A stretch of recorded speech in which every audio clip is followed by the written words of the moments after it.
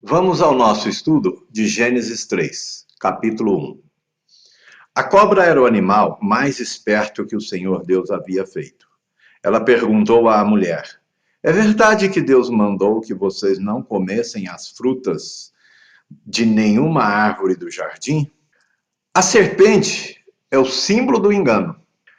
Questiona a ordem de Deus. A serpente sabia onde que ela queria chegar, plantando dúvidas sobre sua bondade e propósito. Interpretação. Satanás utiliza táticas de distorção da verdade para levar Eva a desconfiar de Deus. O pecado começa quando aceitamos questionar a autoridade divina sem base. Conexão. Esta palavra de Gênesis se conecta lá com Mateus 4:3, quando Jesus foi tentado pelo diabo. E ele usou da palavra de Deus para resistir ao diabo. Que coisa interessante. Jesus, mesmo sendo o Filho de Deus, ele não abusou, ele resistiu, mas resistiu com a palavra de Deus. Olha a importância da palavra de Deus. Nós não podemos ser religiosos. Nós temos que ser conhecedores da Bíblia. Nós não podemos ser escravos espirituais. Nós temos que ser libertados pela palavra. Jesus foi libertado do Satanás pela palavra, através da palavra. É o que eu sempre digo para você. A palavra é a ponte para você chegar em Jesus, em Deus. Ela não é o fim. Ela não é para estar aí em cima da mesa da sua casa. Não tem valor nenhum, não significa nada. Nada. Simbolismo. E simbolismo não leva a lugar nenhum, gente. O que leva é o conhecimento da palavra, porque traz correção, e traz aproximação, e traz profundidade. E relacionamento com Jesus tem que ter profundidade, não pode ser superficial, cheio de simbolismos, mas nada de profundo, só superficial. Aplicação prática. Devemos estar firmes no conhecimento da palavra de Deus para identificar e resistir às tentações que nos afastam da verdade. Já falei. A mulher respondeu: nós podemos comer as frutas de qualquer árvore, menos a fruta da árvore que fica no meio do jardim. Deus nos disse que não devemos comer nem tocar nessa fruta. Se fizermos isso, morreremos. Primeiro, para mim, que a mulher já deu papo para diabo. E para o diabo não tem que dar papo. Sabe aquele tipo de papo? Quando você crê em Deus, você não se envolve nesse tipo de conversinha. Porque pode ser, sim, que o diabo esteja te querendo pegar. Porque o diabo não é feio. As pessoas ficam pensando que o diabo, o dia que aparecer para ela, vai aparecer com chifre, orelha grande e rabo. Não. Vai aparecer lindo. Perfeito, de acordo com a sua fraqueza. A sua fraqueza é o quê? Mulher? Você vai ver a mulher que ele vai pôr na sua frente. Miss Brasil. É dinheiro? Você vai ver a quantidade de dinheiro, moeda limpinha, novinha, que ele vai pôr na sua mão. Droga? Ele traz as melhores para você, com muita facilidade. A hora que você estiver viciado, ele sai na gargalhada e vai embora e te viras aí, bobão. Cuidado, tá? Vamos lá. Não tinha nem que dar papo. A Eva não tinha nem que dar papo. Mas errou, né? Fazer o quê? Não tem o que fazer. Foco principal neste comentário.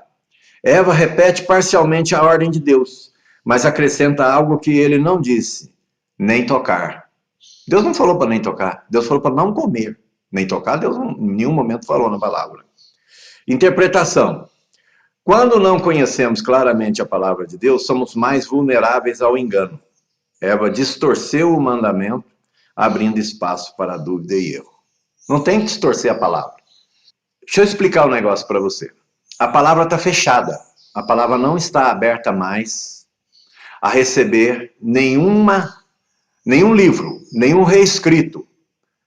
A palavra de Deus fechou através daquele cânon que eu disse para você, lá no estudo da Bíblia, para te trazer conhecimento. Fechou. Teve uma decisão, fechou, está ali, acabou, aqui não vai mais livro nenhum, aqui não vai mais nenhum dogma, aqui não vai mais nenhuma linha ou entrelinha criada por outros homens. Parou ali. Só que a palavra continua viva para ser aplicada hoje. Aquela palavra que está lacrada por uma chave que só Deus tem ela não está mais à mercê de homens fazer alteração. Fechou? Acabou. Então não tente ficar ouvindo por aí heresias que não existem na palavra. Se não existe na palavra, é heresia sim, ponto final. Qual a conexão que essa palavra tem com o Antigo Testamento? Está lá em Deuteronômio 4:2. Capítulo 4, versículo 2. Deus ordena que ninguém acrescente ou retire algo de sua palavra. Fantástico, hein? Fantástico.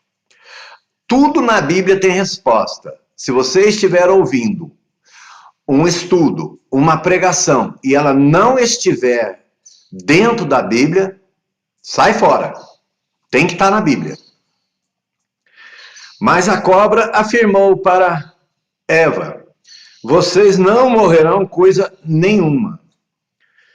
Deus disse isso porque sabe que quando vocês comerem a fruta dessa árvore, os seus olhos se abrirão e vocês serão como Deus, conhecendo o bem e o mal. O diabo não tinha falado para Jesus que ele ia ser o Deus também? Que ele ia ser dono do mundo? Não colocou ele lá num ponto bem alto e falou: tudo isso aqui te pertencerá, se você fizer o que eu estou falando para você fazer. Olha como o diabo age em épocas diferentes, com pessoas diferentes, mas sempre com a mesma intenção, de destruir. O foco nessa palavra: a serpente nega abertamente a verdade de Deus, prometendo algo que não pode cumprir. Vocês serão como Deus. Interpretação: Satanás apela ao orgulho humano, oferecendo autonomia e poder divino. Essa tentação reflete a mesma soberba que o levou à queda. Satanás caiu por conta do quê? Da sua soberba. Por conta de querer ser mais poderoso do que Deus. Era um anjo. Lúcifer caiu porque quis mandar mais do que o rei. Que coisa interessante, né? E hoje continua assim, do mesmo jeito. Conexão. Esse texto tem conexão com Romanos, capítulo 1, versículo 25. A humanidade troca a verdade de Deus pela mentira. Aplicação prática. Devemos resistir à tentação de buscar a independência de Deus. A verdadeira sabedoria e realização estão na submissão à vontade de Deus. A mulher viu que a árvore era bonita, que as frutas eram boas de se comer e que, de fato, seria bom ter conhecimento. Então ela pegou uma fruta, comeu e deu ao marido, e ele também comeu. Aqui poderia ter um adendo, né? E ele, bobão, também comeu. Eva cede ao desejo físico, emocional e intelectual. Adão, por sua vez, também participa da transgressão. O Maria vai com as outras, né? Porque ele devia ter falado para a mulher dele: não. Eu estou fora disso aí. Você vai embora lá com Satanás que eu vou ficar aqui com Deus. Interpretação. A queda ilustra como o pecado apela aos 3 aspectos da natureza humana: desejos da carne, desejos dos olhos e a soberba da vida. Nossa. Eu vou repetir. Esses 3 aqui é para derrubar qualquer um. Desejos da carne, desejo dos olhos e soberba da vida. Eu vou dizer um negócio para você. Com esse trio aqui, só Jesus para você se livrar. Não tem outro jeito. Né? Conexão. Esse texto tem conexão com o Novo Testamento. Lá em Mateus 4, do capítulo 4, do versículo 1 ao versículo 11. Jesus foi tentado nas mesmas áreas, mas venceu com base na palavra. Qual que é a aplicação prática disso aqui? Devemos depender de Deus para resistir às tentações que apelam às nossas fraquezas, lembrando que Ele nos dá força para vencer.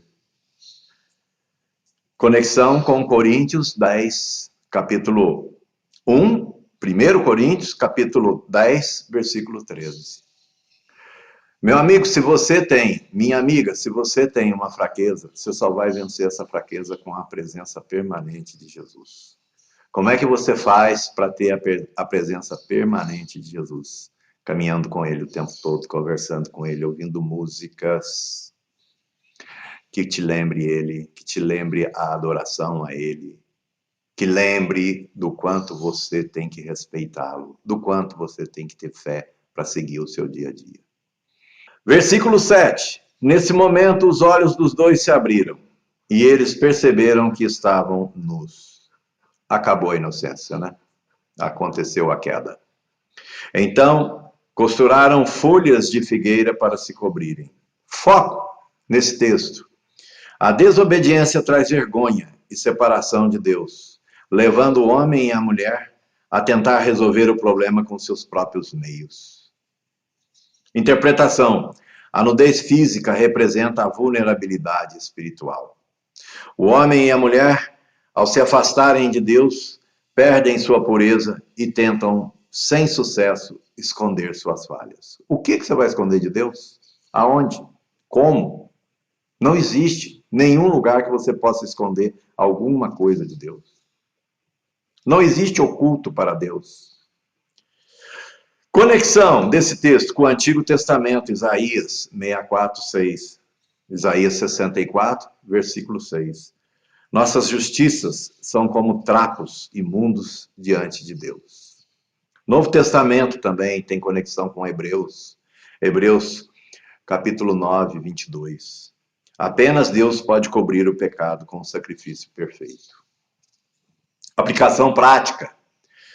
Precisamos reconhecer que somente Deus pode lidar com o nosso pecado. Esforços humanos são insuficientes para restaurar a comunhão com Ele. Versículo 8. Naquele dia, quando soprava o vento suave da tarde, o homem e a mulher ouviram a voz do Senhor Deus que estava passeando pelo jardim. Certamente Deus ia ali toda tarde, né, bater papo com eles, né?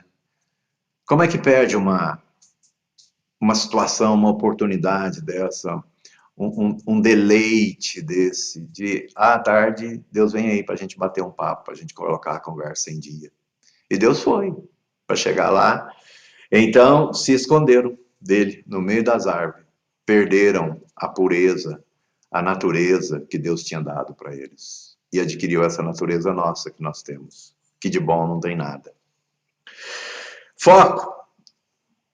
No versículo 8, o pecado não apenas trouxe vergonha, mas também gerou medo, levando Adão e Eva a se esconderem de Deus. Lógico.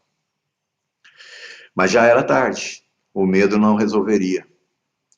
Interpretação, o pecado rompe a comunhão com Deus e nos faz evitar sua presença. Contudo, Deus ainda busca o homem chamando-o ao arrependimento, hoje, principalmente através de Jesus Cristo. Conexão desse texto com o Antigo Testamento, está lá em Salmos 139, versículos 7 a 10. Não podemos nos esconder de Deus, pois Ele está em todo lugar. Novo Testamento também tem conexão com Lucas, capítulo 19, versículo 10. Jesus veio buscar e salvar os perdidos. Aplicação prática, mesmo quando falhamos, Deus nos procura com amor. Ele é pai, gente. Você conhece algum filho que tenha a capacidade de fazer alguma coisa tão grave que o pai diminua o amor por ele? Não tem como você diminuir o amor do nosso pai. Devemos parar de fugir e responder ao seu chamado com arrependimento sincero. Não existe arrependimento se não for sincero. Versículo 9. Mas o Senhor Deus chamou o homem e perguntou: onde é que você está? O homem respondeu: eu ouvi a tua voz e fiquei com medo, porque estava nu, por isso me escondi. Olha o foco que a gente tem que ter nesses dois versículos. Deus faz uma pergunta retórica para levar Adão a reconhecer sua condição. O que Deus perguntou para ele? Onde é que você está? Você acha que Deus já não sabia onde é que ele estava? Já não sabia o pecado que ele tinha cometido? Foi alguma surpresa para Deus? Não. Deus já sabia de tudo isso. Interpretação, Deus sabe onde Adão está, mas quer que ele confesse sua situação. Deus sabe do seu pecado. Você pensa que não, né? Ele sabe. Mas ele está esperando você confessar, em nome de Jesus. O medo de Adão é o reflexo da culpa e da separação espiritual causadas pelo pecado. Você já teve algum pecado sério na vida? Muito sério mesmo. Porque tem pecado, tudo é pecado, mas tem pecado que, tipo um assassinato, é um pecado perturbador, né? Eu nunca matei ninguém não, mas deve ser perturbador, né? Alguma traição que você cometeu, você não tem sossego, meu amigo. Não tem sossego, não tem paz, porque tem alguma coisa que não está certa dentro de você. E aí você não tem sossego. Conexão desse texto com outro texto da Bíblia Sagrada, Novo Testamento, Apocalipse 3:20. Deus continua batendo a porta, esperando que abramos nosso coração. O ser humano do coração duro, hein? Muito duro. E é engraçado, né? O sujeito tem uma vida aqui na Terra como Deus. Tem tudo. Os melhores carros, os melhores barcos, os melhores aviões. Tem tudo, tudo, tudo do melhor. Mas quando ele vai para a UTI, ele não chama o carro, ele não chama o avião, ele não chama a soberba dele. Ele não chama o orgulho dele de não cumprimentar o porteiro do prédio, porque o porteiro é só porteiro. Ele cumprimenta os colegas, os amigos que são no mesmo nível dele. Não é assim que as pessoas falam? Mas quando ele vai para a UTI, ele chama Deus. Chama Deus e fala, Pai, me ajuda, eu estou morrendo. Eu estou morrendo, o médico disse que eu vou morrer. Me salva. Às vezes salva ele, porque Deus salva quando quer, do jeito que quer e na hora que quer, e a gente não tem que tentar entender isso e nem questionar. Às vezes não salva, e às vezes esse sujeito sai de lá e continua o mesmo ser que ele era antigamente. Às vezes não, às vezes sai convertido de verdade. Mas às vezes não. Às vezes sai de lá, melhora, fica cabeludo e toma a soberba de novo e vamos em frente. Até a próxima, Deus. Fique em paz, estou indo seguir a minha viagem. Não é assim? Aplicação prática. Deus nos chama ao arrependimento, não para nos condenar, mas para nos restaurar. Confessar nossas falhas é o primeiro passo para a reconciliação. A minha oração é que Deus abençoe você e sua família. E que vocês, todos juntos, possam estabelecer na casa de vocês um momento de estudo da palavra de Deus. Para que todos vocês recebam a graça da vida eterna. Muito obrigado por estar até aqui comigo. Que Deus abençoe a sua família.